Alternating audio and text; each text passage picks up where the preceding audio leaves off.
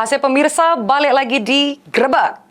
Sidang perdana Samudra JP, terdakwa penembakan yang nyebab ke korban Nunung meninggal di tempat, ditunda majelis hakim Senin depan karena alasan terdakwa belum ngadir ke kuasa hukumnya.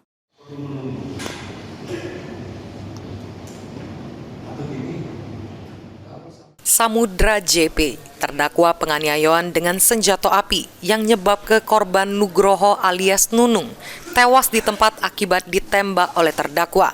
Saat ini jalani sidang perdana di Pengadilan Negeri Kelas 1A Palembang.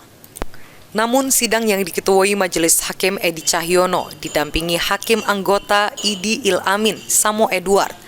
Penundaan tersebut karena alasan terdakwa Samudra belum didampingi kuasa hukum, sehingga diunjuk waktu oleh majelis hakim untuk hadir ke kuasa hukum.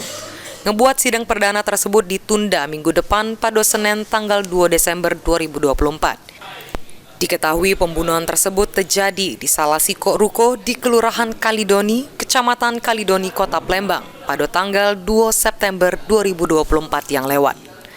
Heru Wahyudi, PAL TV.